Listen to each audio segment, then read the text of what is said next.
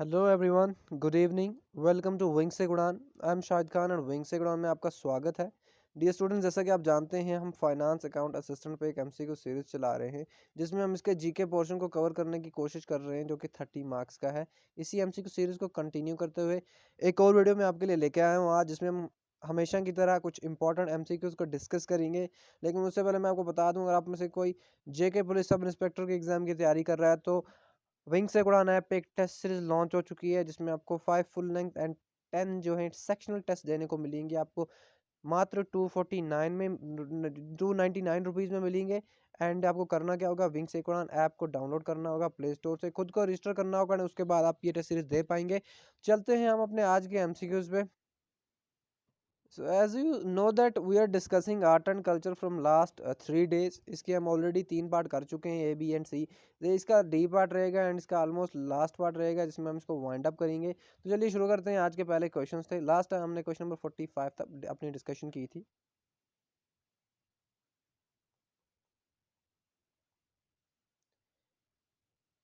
तो ये है हमारा आज का पहला question. Mathura school of art was, तो मथुरा स्कूल ऑफ आर्ट क्या था? ऑप्शंस को देखें आप। It was purely indigenous, it was influenced by Greeks, it was both purely indigenous and it was both indigenous and influenced by Greeks. इनमें से कोई नहीं। तो मैं आपको बता दूं, इसका करेक्ट ऑप्शन हमारे पास है option number A. Mathura school of art जो था, इट वाज प्योरली इंडिजिनस, ये इंडिया में ही डेवलप हुआ। Okay, it was not influenced by foreign, I would say कि ये फॉरेन आर्ट से इन्फ्लुएंस नहीं था। तो ये हमारा मथुरा स्कूल ऑफ आर्ट था। लेकिन दूसरा एक और स्कूल ऑफ आर्ट है जो बहुत इंपॉर्टेंट जब आर्ट एंड कल्चर की बात होती है, तो वो हमारे पास है गंधारा स्कूल ऑफ आर्ट। तो गंधारा स्कूल ऑफ आर्ट जो था, it was influenced by Greek. Okay, Gandhara school of art, तो ये ग्रीक से इन्फ्लुएंस था, तो आप याद रखेंगे। एंड ये नॉर्थ वेस्ट ऑफ इंडिया जो है, वहाँ पे डेवलप हुआ, जो आज का पाकिस्तान भी है। ओके, तो आप ये याद रखेंगे, Gandhara school of art and Mathura school of art, they are most important from the perspective of art and culture. जब आर्ट एंड कल्चर की बात होती है, चलते हैं अपने नेक्स्ट क्वेश्चन पे हम। What type of material was used in Gandhara school of art? तो गंधारा स्कूल ऑफ आर्ट की जब हम बात करते हैं, तो अब मटेरियल की बात आ गई कि कौन सा मटेरियल यहाँ पे यूज हो जाता है, होता है। तो मैं आपको बता दूं, both blue stone sandstones and grey sandstone were used in Gandhara school of art. तो ऑप्शन नंबर बी, डी जो है इसका करेक्ट है, B and C, both B and C. Blue sandstones and grey sandstone दोनों जो है यहाँ पे यूज किए जाते थे। एंड जहाँ तक रेड सैंडस्टोन्स की बात है, तो ये यूज किए जाते थे मथुरा स्कूल ऑफ आर्ट में। ये आप याद रखेंगे। Okay, Mathura school of art में क्या किया जाते थे, रेड सैंडस्टोन्स जो थे ये यूज किए जाते थे। पूरा अगर बोले हम तो spotted red sandstones, spotted red sandstones. तो चलते हैं हम अपने नेक्स्ट क्वेश्चन पे। क्वेश्चन नंबर 3 हमारे पास स्टेटमेंट्स हैं। Gandhara school of art was influenced by Buddhism. तो गंधारा स्कूल ऑफ आर्ट में ज़्यादातर हमें बुद्धिस्ट रिप्रेजेंटेशंस मिलती हैं। ये बुद्धिज्म से ज़्यादा इन्फ्लुएंस था। तो ये करेक्ट ऑप्शन है इसका। पहला हमारे पास पहला स्टेटमेंट करेक्ट है। दूसरे स्टेटमेंट की बात करें तो दूसरा स्टेटमेंट है Mathura school of art was influenced by. ये यहाँ पे इन्फ्लुएंस्ड मिसिंग है, तो ये आप मैं पीडीएफ में इसको करेक्ट कर दूंगा। तो इस टाइम पे आप ये याद रखें कि Mathura school of art was influenced by Buddhism, Jainism and Hinduism. तो बिल्कुल करेक्ट है ये। एंड थर्ड हमारे पास स्टेटमेंट है, in Mathura school of art Buddha is in delighted mood.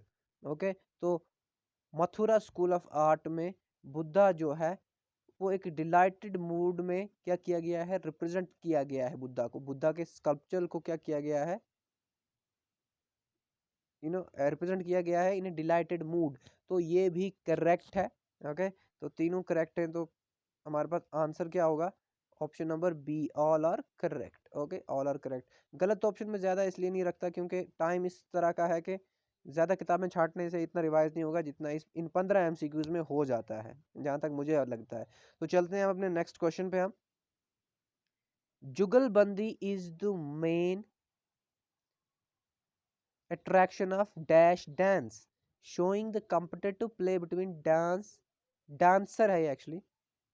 तो एक डांस है जिसका हमें नाम बताना है। उस डांस में क्या है, उस डांस में जुगलबंदी एक चीज है, एक हम कह सकते हैं एक करेक्टरिस्टिक्स है उस डांस का, जो कि सबसे ज्यादा अट्रैक्ट करता है व्यूअर्स को, ऑडियंस को। तो हमें बताना है कि देखो जुगलबंदी का वहीं से इसने कहा है कि जुगलबंदी असल में एक कम्पिटिटिव प्ले है dancer and tabla player. Tabla player बजाता रहता है और डांसर जो उस पर नाचता रहता है, तो इट इज़ काइंड ऑफ हम रैपो इसको कहेंगे। ओके, तो यही हमें बताना है कि किस डांस में जुगलबंदी होती है। तो इसका करेक्ट ऑप्शन हमारे पास है ऑप्शन नंबर ए, कथक।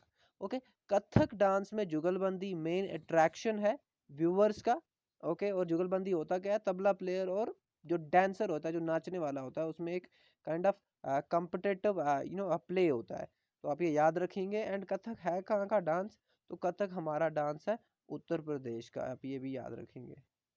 ओके, कथक है उत्तर प्रदेश यूपी का डांस, ये आप याद रखेंगे। लेकिन कथकली डांस की अगर हम बात करें तो कथकली केरला का डांस है। ओके, ये आप याद रखेंगे। कथक जो है यूपी का डांस है। देखो कथक छोटा सा वर्ड है, आप ऐसे याद रखेंगे, एंड यूपी बहुत बड़ा वर्ड है। तो इसमें आपको देखो कथक कथकली दोनों के से आते हैं, तो इसलिए इसमें कंफ्यूजन हो सकती है। तो इस तरह से आप याद रखेंगे कथक जो है छोटा सा वर्ड है, लेकिन उत्तर प्रदेश बहुत बड़ा वर्ड है। तो इसका जो छोटे वर्ड का अपोजिट बड़ा वर्ड यानी उत्तर प्रदेश का कथक है। दूसरे एंगल से हम देखें तो कथकली ये बड़ा वर्ड है, लेकिन केरला एक छोटा वर्ड है। ओके, तो इस तरह से ये इससे आप रिलेट करके याद रख सकते हैं। चलते हैं नेक्स्ट क्वेश्चन पे। हम इसका करेक्ट ऑप्शन ये था। क्वेश्चन नंबर 50 हमारे पास है, Bharat Natyam is a Indian classical dance in state of Tamil Nadu. तो तमिलनाडु में है भारत नाट्यम, एक डांस है, क्लासिकल डांस है इंडिया का। तो इसके बाद ये क्या पूछ रहा है कि the person who conducts the dance is known as. तो भरतनाट्यम को कंडक्ट कराने वाले को क्या कहते हैं। ये तो हमें दोनों इंफॉर्मेशन क्वेश्चन वहीं से दे रहा है। एक तो ये क्लासिकल डांस है, देयर आर 8 क्लासिकल डांसेस, मैंने आपको बताया है। ओके, तो one of them is Bharatanatyam. And इसमें क्या होता है, ये स्टेट ऑफ तमिलनाडु में है। दो चीज़ें वहीं से आपको पता चल गई। अब जो कंडक्ट करता है उसको क्या कहते हैं, तो आपको बता दूं, इसको कहते हैं नट्टू वनर। ओके, आप जिस तरह से भी इसको प्रोनाउंसिएट करें तो नट्टू वनर जो है, he conducts you actually the dance, which dance, Bharatanatyam dance, which is actually a classical dance in India. And इसको फायर डांस भी कहा जाता है, फायर डांस, आप ये भी याद रखेंगे। ओके, चलते हैं हम नेक्स्ट क्वेश्चन पे। एंड मैं आपको बता दूं, टेम्पल्स से शुरुआत ओरिजिन हुआ इस डांस का। एंड टेम्पल्स में देवादासीज होती थी जो इस डांस को परफॉर्म करती थी, तो इसलिए देवादासी भी यहाँ पे मैंने डाला है। मार्गा कुछ नहीं है, मुझे कुछ दिमाग में नहीं आया तो मार्गा डाल दिया मैंने। तो चलते हैं अपने नेक्स्ट क्वेश्चन पे। हम क्वेश्चन नंबर 51 हमारे पास है, in Orissa dance the feminine the feminine stance is known as. Okay, तो अब यहाँ पे हमें बताना है कि उड़ीसी डांस भी एक क्लासिकल डांस है। I am trying to cover classical dances through different MCQs. I am trying to cover all the 8 classical dances, तो इसीलिए डिफरेंट क्वेश्चंस आ रहे हैं। तो उड़ीसी जो है, इसमें फेमिनिन जो रिप्रेजेंटेशन है, एक टाइप का फीमेल कैरेक्टरिस्टिक्स जो है ना, उसको क्या कहते हैं। फीमेल कैरेक्टरिस्टिक्स जो रिप्रेजेंट होता है उड़ीसी डांस में, उसको क्या कहते हैं। तो मैं आपको बता दूं, फीमेल रिप्रेजेंटेशन या फिर फीमेल हम कह सकते हैं कि परफॉर्मर को कहते हैं यहाँ पे। जो ऑप्शन नंबर बी आप यहाँ पे देख पा रहे हैं, Tribhanga. Tribhanga is actually the female stance, feminine stance of in Odissi dance. Okay, and Chauk जो है ये मेल स्टैंस को रिप्रेजेंट करता है इसमें। उड़ीसी डांस में, उड़ीसी डांस उड़ीसा में है। याद रखने की ज़्यादा मगजमारी की जरूरत नहीं है, क्योंकि ये याद रहेगा आराम से। उड़ीसी उड़ीसा तो बहुत क्लोज है, तो आप ये भी याद रखें। त्रिभंगा इसका करेक्ट ऑप्शन था, फीमेल स्टैंस को रिप्रेजेंट करता है इस डांस में। एंड इसके साथ साथ मैं आपको बताऊं कि यहाँ पे आप कुचिपुड़ी जो डांस देख पा रहे हैं, ये भी एक डांस है, एक क्लासिकल डांस है इंडिया का। एंड ये होता है परफॉर्म आंध्र प्रदेश में। ओके, आंध्र प्रदेश। ओके, आंध्र प्रदेश में ये क्या होता है, परफॉर्म होता है। अब ये याद रखें, आंध्र प्रदेश का क्लासिकल डांस है ये। एंड कुचिपुड़ी असल में एक विलेज भी है आंध्र प्रदेश में, उसी के नाम पे ये डांस है। एंड यहाँ पे डिस्ट्रिक्ट हमारे पास कृष्णा डिस्ट्रिक्ट है, ये भी याद अगर रख सकें आप तो रख रहे हैं आप, लेकिन कुचिपुड़ी विलेज है, ये जरूर याद रखें आप। इसका करेक्ट ऑप्शन तो ये था हमारा, बाकी की जानकारी जो थी वो एक्स्ट्रा थी। चलते हैं अपने नेक्स्ट क्वेश्चन में। अभी तक मेरे ख्याल से 5 से 6 डांस क्लासिकल डांसेस कवर हो चुके हैं। अब हमारे पास मोहिनी नाट्यम आता है, ये भी एक क्लासिकल डांस है हमारे पास। अब यहाँ पे क्या है कि ये किस स्टेट में होता है, डायरेक्टली पूछा गया है। तो मैं आपको बता दूं कि ये होता है केरला में। तो केरला में दो डांस हो गए हमारे, दो क्लासिकल डांस जो है ये केरला में है। एक मैंने आपको बताया कि केरला छोटा वर्ड है एंड जो डांस है केरला का वो बड़ा वर्ड है। तो कथकली आएगा, कथक नहीं आएगा, क्योंकि कथक जो है वो यूपी का है। ओके, इस तरह से आप याद रखेंगे, कथकली। तो ये बड़ा वर्ड है एंड स्टेट छोटा वर्ड है, तो इस तरह से याद रखेंगे आप। एंड मोहिनी नाट्यम भी केरला का ही है। तो Kerala state is the only state that has two classical dances. Okay, two classical dances out of 8 classical dances in entire India. Okay, ये तो हो गया यहाँ तक। इसके साथ साथ चलते हैं हम अपने नेक्स्ट क्वेश्चन पे। लेकिन आप यहाँ पे जो ऑप्शन नंबर डी देख पा रहे हैं ना, असम, असम का भी एक डांस है क्लासिकल डांस को सत्रिया कहते हैं, सत्रिया। ओके, आप ये भी याद रखेंगे, Sattriya it is a classical dance of Assam, ये आप याद रखेंगे। एंड ये इंट्रोड्यूस किया गया था एक सेंट थे जिनका नाम है महापुरुषा शंकरा देवा, महापुरुषा शंकरा देवा, ये भी आप याद रखेंगे। ओके, शंकरा देवा। तो चलते हैं अपने नेक्स्ट क्वेश्चन पे। इसका करेक्ट ऑप्शन ये था ऑप्शन नंबर 50। क्वेश्चन नंबर 52 फिर से रिपीट हो गया। तो क्वेश्चन नंबर 53 हमारे पास है, which of the following dance is performed in Gujarat. तो गुजरात स्टेट जो है यहाँ पे कौन सा डांस जो है परफॉर्म किया जाता है। तो इसका करेक्ट ऑप्शन हमारे पास है option number A, sorry option number B, Garba. तो Garba G and Gujarat G तो बिल्कुल दोनों जी से हैं, तो आसानी से याद रहेगा। गरबा जो है डांस है गुजरात का।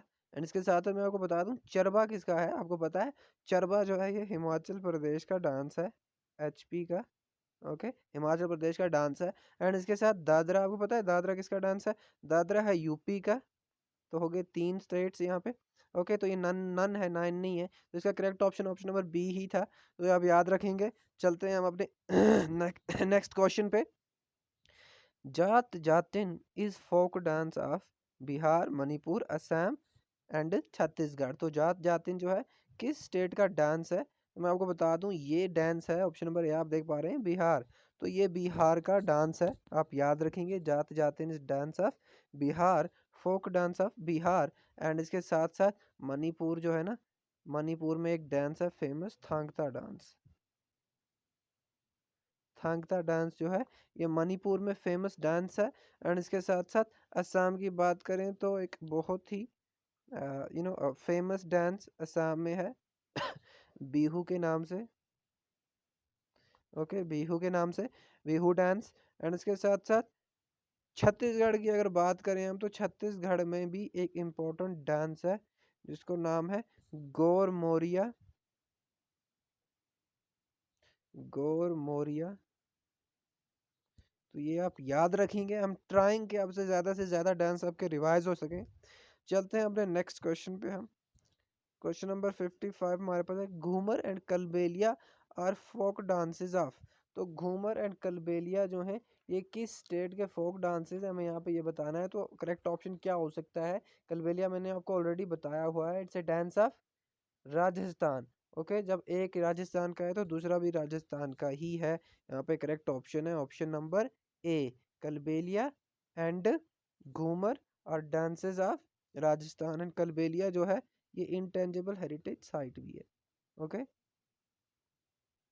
इंटेंजिबल हेरिटेज साइट भी है, यूनेस्को के द्वारा डिक्लेयर की गई है। एंड चलते हैं हम अपने नेक्स्ट क्वेश्चन पे। क्वेश्चन नंबर 56 हमारे पास है, which of the following is not a dance of J and के। तो जे एंड के का कौन सा डांस नहीं है यहाँ पे दिए गए डांस में। तो रॉफ जे एंड का डांस है, चक्री यहाँ पे है, धूमल यहाँ पे है। तो यहाँ पे अगर कोई है नहीं तो वो है ये Tarangal, Tarangamel dance. Tarangamel dance is actually dance of Goa. Okay, इससे dance of Goa, sorry Goa state. Okay, तो आप ये याद रखेंगे, गोवा स्टेट पहले यूनियन टेरिटरी थी, बाद में इसको स्टेट बनाया गया। चलते हैं हम अपने नेक्स्ट क्वेश्चन पे। क्वेश्चन नंबर 57 हमारे पास है, गराड़ी इज फोक डांस ऑफ। तो गराड़ी अब किस स्टेट का फोक डांस है, हमें ये बताना है। तो मैं आपको बता दूं, ये स्टेट का फोक डांस तो नहीं है, लेकिन ये पौंडीचेरी का फोक डांस ज़रूर है। पौंडीचेरी एक यूनियन टेरिटरी है, ओके, और इसका लेजिस्लेचर भी है। 3 ही यूनियन टेरिटरीज इंडिया में जिनका लेजिस्लेचर है, JNK, दिल्ली एंड पुडुचेरी। पहले पौंडीचेरी था, पुडुचेरी है, तो आप इसको ठीक कर लीजिएगा, ओके। अब पुडुचेरी हो गया है। एंड बम्बू डांस की अगर बात करें हम, तो बम्बू डांस किस स्टेट का इम्पोर्टेंट डांस है, तो मैं आपको बता दूं, बम्बू डांस हमारे पास है मिजोरम स्टेट का, ओके। मिजोरम स्टेट का इम्पोर्टेंट डांस है बम्बू डांस। एंड इसके साथ साथ मैं आपको बता दूं, जो लक्षद्वीप है, लक्षद्वीप, यहाँ पे भी एक इम्पोर्टेंट फोक डांस है जिसका आप नाम ज़रूर याद रखेंगे, Kolkali, Kolkali folk dance of Lakshadweep. Lakshadweep क्या है, एक यूनियन टेरिटरी है। एंड इसके साथ साथ एक और चीज़ यहाँ पे थी कि लक्षद्वीप आइलैंड भी है अरेबियन सी में। And Lakshadweep and Minicoy islands, जो दूसरा आइलैंड है अरेबियन सी में, इनको करता है सेपरेट आपस में 9 degree channel, okay. 10 degree channel Andaman and Nicobar को सेपरेट करता है, तो ये भी आप याद रखेंगे। चलते हैं हम अपने नेक्स्ट क्वेश्चन पे। क्वेश्चन नंबर 58 हमारे पास है, द कॉमन फोक डांस है ये, the common folk dance of Tamil Nadu and Kerala is. तो तमिलनाडु एंड केरला दोनों के फोक डांस एक कॉमन फोक डांस है, जो केरला में भी है, तमिलनाडु में भी है। तो मैं आपको बता दूं, इसका करेक्ट ऑप्शन हमारे पास है ऑप्शन नंबर ए, जो आप यहाँ पे देख पा रहे हैं, Kummi, okay. Kummi is the common folk dance of Tamil Nadu and Kerala. तो ये दोनों जगह परफॉर्म होता है, दोनों स्टेट में परफॉर्म होता है। केरला का क्लासिकल डांस कौन सा था, एक तो मोहिनी नाट्यम एंड दूसरा कथकली, के, ओके, आप याद रखेंगे। एंड जहाँ तक peacock, lion and peacock dance है, लायन एंड पीकॉक डांस एक इम्पॉर्टेंट डांस है, very very important dance. And ये है अरुणाचल प्रदेश का डांस, ओके, अरुणाचल प्रदेश। और इसके साथ साथ टिप्पणी जो डांस है, ये गुजरात का है, गरबा मैं आपको बता चुका हूँ। और टिप्पणी, अब 2 डांस हो गए गुजरात के, ओके। तो आप इसका करेक्ट ऑप्शन ये था। चलते हैं अपने नेक्स्ट क्वेश्चन पे हम। Which of the following is not among the classical languages of Indian 8th schedule of constitution?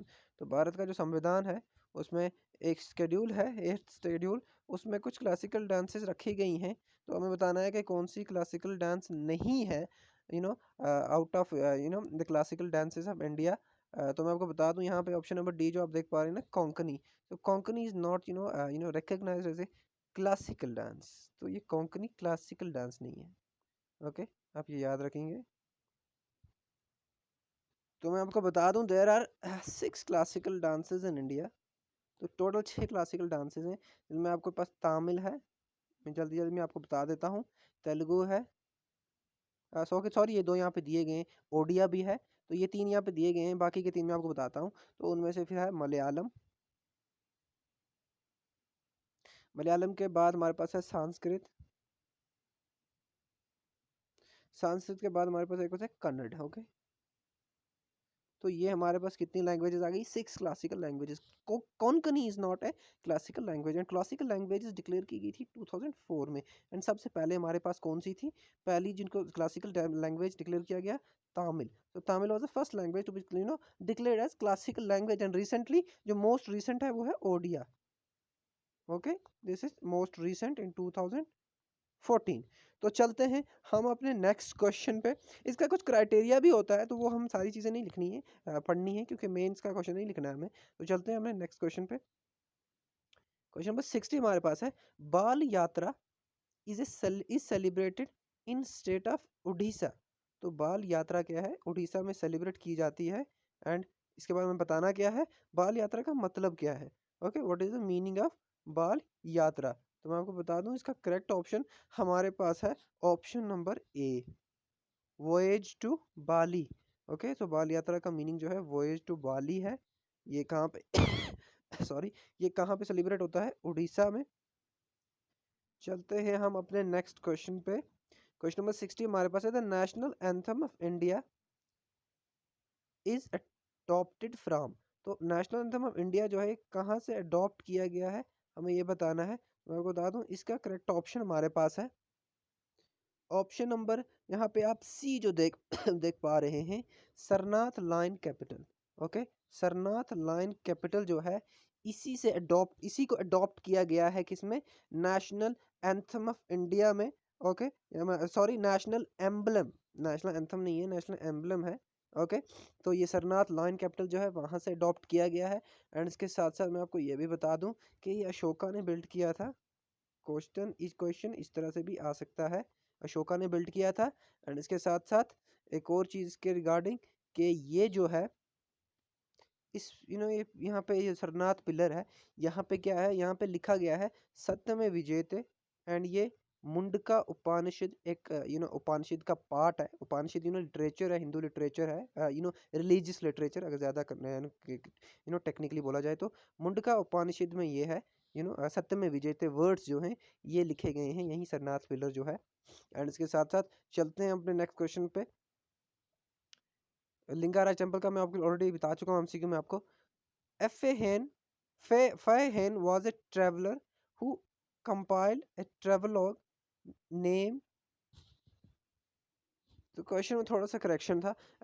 Fairhain was a traveler who compiled a travelogue namely record of Buddhist kingdoms। तो ये Fairhain जो थे एक traveller थे, इन्होंने एक travelogue लिखा जिसमें इन्होंने कंपाइल किया बुद्धिस्ट किंगडम्स के रिकॉर्ड्स को, और उसका नाम भी यही रखा, record of Buddhist kingdoms.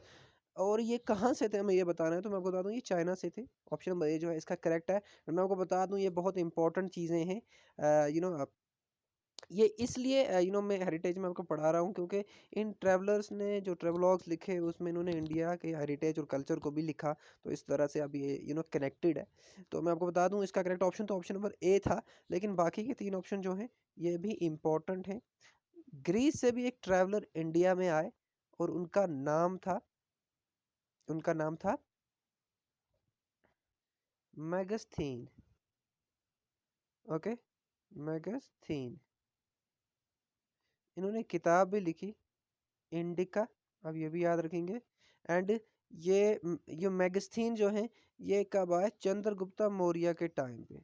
Chandragupta Maurya, ये भी क्वेश्चन पूछ लिया जाता है कि किस टाइम में ये आए, तो ये आप याद रखेंगे। एंड इसके साथ मैं आपको बता दूं इटली से भी एक ट्रैवलर आए थे लास्ट टाइम। ये मेरे ख्याल से असिस्टेंट रजिस्ट्रार के क्वेश्चन में ये पेपर में ये क्वेश्चन आया था। तो इटली से ये ट्रैवलर कौन थे, इनका नाम था मार्को पोलो। Marco Polo. इसके साथ साथ मोरक्को से भी एक ट्रैवलर आए थे जिनका नाम था इब्ने बतूता। इब्ने बतूता, देखिए ये डायरेक्टली लिंक तो नहीं है आर्ट एंड कल्चर से, लेकिन इन्होंने इंडिया के हेरिटेज को अपनी किताबों में लिखा है, तो इस वजह से आप इसको याद रखेंगे। इब्ने बतूता ने रहला नाम से एक बुक लिखी थी। ओके, रहला नाम से, REHLA। तो चलते हैं अपने नेक्स्ट क्वेश्चन पे। ये हमारे पास ऑप्शन नंबर ए था, आप चाइना। तो देखते हैं नेक्स्ट क्वेश्चन क्या है हमारा। Highest civilian award of India is Bharat Ratna. तो भारत रत्न जो ये हाईएस्ट सिविलियन अवार्ड है इंडिया में, इसको और किस नाम से जाना जाता है हमें ये बताना है। तो मैं आपको बता दूं इसका करेक्ट ऑप्शन है हमारे पास jewel of India, option number A. तो भारत रत्न सबसे बड़ा सिविलियन अवार्ड है एंड ये जेवल ऑफ इंडिया कहलाता है। एंड ये 1954 में स्टार्ट किया गया था। पहले रिसीवर कौन थे इसके, सी राजगोपाल आचार्य, आर लिख रहा हूँ, doctor Radha Krishnan and CV Raman. तो ये 3 लोग थे जिनको सबसे पहले भारत रत्न अवार्ड मिला। CV रमन को नोबेल प्राइज भी मिला है फिजिक्स में।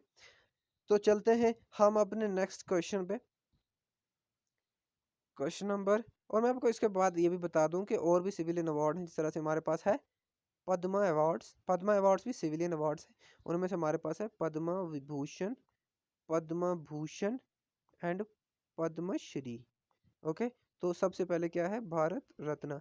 तो ये इनकी हायरार्की है, first highest, second highest, third highest, fourth highest. तो इस तरह से इनको आप याद रखेंगे। ओके, चलते हैं हम अपने नेक्स्ट क्वेश्चन पे। इसका करेक्ट ऑप्शन ये था। क्वेश्चन नंबर 63 हमारे पास है। Amb Ambubachi mela is held every year in state of. तो एक और फेयर यहाँ पे हमारे पास आ गया, इसका नाम है अम्बुबची मेला। तो ये कहाँ पे होता है, किस स्टेट में होता है, हमें ये बताना है। तो इसका करेक्ट ऑप्शन हमारे पास है ऑप्शन नंबर ए आप यहाँ पे देख पा रहे हैं ना, असम। तो असम में ही अम्बुबची मेला जो है ये एक तरह का फेयर है, आप ये याद रखें। एंड असम का डांस भी एक फेमस डांस है, बिहू डांस, ये भी आप याद रखेंगे। ओके, तो चलते हैं अपने नेक्स्ट क्वेश्चन में। बाय द वे यहाँ पे अगर बिहार की हम बात कर लें तो बिहार का डांस एक है इंपॉर्टेंट डांस, कजरी के नाम से। जात जातिन में आपको बोल चुका हूँ, तो ये एक और डांस है कजरी के नाम से। एंड इसके साथ साथ राजस्थान का भी एक इम्पोर्टेंट डांस है, जैसे मैंने आपको बताया कि घूमर है, कलबेलिया है, तो एक और है, ये भी आप याद रखें, कुची घोड़ी, ये भी एक डांस है राजस्थान का। तो चलते हैं हम अपने नेक्स्ट क्वेश्चन पे। क्वेश्चन नंबर 64 हमारे पास है, which of the following is highest literary award in India. अभी तक हम हाईएस्ट सिविलियन अवार्ड देख चुके हैं, अब हाईएस्ट लिटरेरी अवार्ड देखते हैं कौन सा है। तो यहाँ पे इसका करेक्ट ऑप्शन है ऑप्शन नंबर ए, ज्ञानपीठ अवार्ड। ज्ञानपीठ अवार्ड जो है, it is the highest literary award in India. Literature में ये दिया जाता है, आप ये याद रखेंगे। एंड ये ज्ञानपीठ ट्रस्ट के द्वारा बनाया गया था 1961 में। ज्ञानपीठ ट्रस्ट, ज्ञानपीठ ट्रस्ट ऐसा है कि जो कोर्स चल रही थी उसमें हमने जीके में ये बिल्कुल पढ़े थे सारे अवार्ड्स, तो आप ये याद रखेंगे। Jnanpith award highest literary award है, हाईएस्ट सिविलियन भारत रत्न है। एंड अगर एक और मैं आपको बात यहाँ पे बताऊं तो वो है, जो आप ये दादा साहेब फाल्के अवार्ड देख पा रहे हैं ना, ये है highest cinema award in India. Highest cinema award, highest cinema award, ये भी आप याद रखेंगे। सिनेमा में सबसे बड़ा अवार्ड दादा साहेब फाल्के अवार्ड है, आप ये याद रखेंगे। चलते हैं हम अपने नेक्स्ट क्वेश्चन पे। एंड फाल्के अवार्ड जो हैं ये 1969 में एस्टैब्लिश किए गए थे। तो चलते हैं नेक्स्ट। बाय द वे साहित्य अकादमी अवार्ड भी जो है ये भी लिटरेरी अवार्ड है, लिटरेचर में दिया जाता है। 1964 में, सॉरी 1954 में एस्टैब्लिश किए गए, 1954 में साहित्य एकेडमी अवार्ड। तो चलते हैं अपने नेक्स्ट क्वेश्चन पे। इसका करेक्ट ऑप्शन था हमारे पास ये।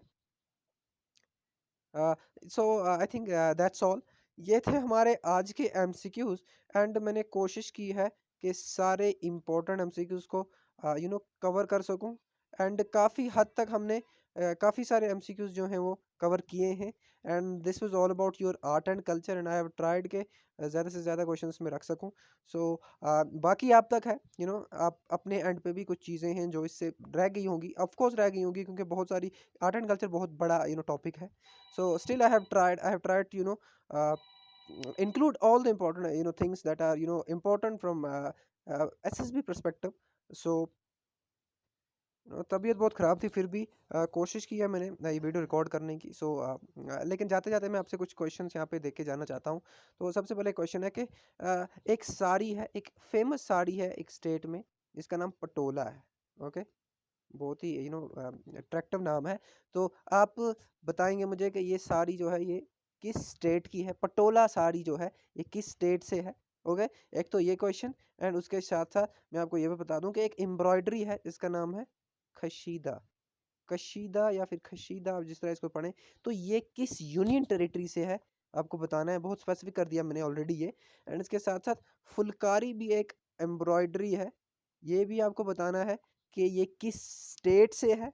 ओके, एंड इसके साथ साथ आपको ये भी बताना है कि, चलो ये मैं आपको बता देता हूँ, ऑलरेडी बताया मैंने आपको बहुत बार के वेस्ट बंगाल का कोलकाता का दुर्गा पूजा जो है ये हमारे पास इंटेंजिबल हेरिटेज साइट है, दुर्गा पूजा डीपी। ओके, आप ये भी याद रखेंगे, इंटेंजिबल हेरिटेज साइट। एंड इसके साथ साथ मैं आपको ये भी बता दूं कि कभी कभी प्यूपेट्री भी हमारे आर्ट एंड कल्चर में देखने को मिलता है। तो मैं आपको बता दूं कि एक इम्पॉर्टेंट प्यूपेट्री है, पपेट्री या प्यूपेट्री आप जिस तरह से इसको पढ़ें, तो वो है string puppet. Okay, string puppet. And ये मैं आपको बता दूं कि इसका एक टाइप है कठपुतली। ओके, आपने देखा भी होगा टीवी पे, वो छोटे छोटे धाकों से उनको हिलाया जाता है, नचाया जाता है। ओके, कठपुतली।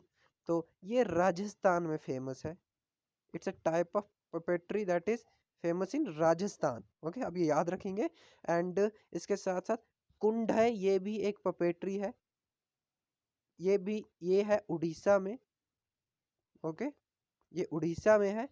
तो ये दो चीज़ें भी आप याद रखेंगे। So this was all about today session. मिलते हैं हम लोग नेक्स्ट वीडियो में। एंड कमेंट में ज़रूर बताएं वीडियो कैसा लगा है, और उसके साथ ये भी बताएं कि नेक्स्ट टॉपिक क्या उठाया जाए, रिवर्स एंड लेक्स, या फिर हमारा ट्रांसपोर्ट एंड कम्युनिकेशन, एंड इसके साथ साथ फ्रीडम मूवमेंट भी है। तो इन तीन में से आप मुझे बताएं कि क्या हम नेक्स्ट शुरू करें। So till then, good bye, take care, and पढ़ते रहें, एंड जस्ट प्रे कि मेरी हेल्थ ठीक हो जाए। So thank you so much for watching wing से उड़ान।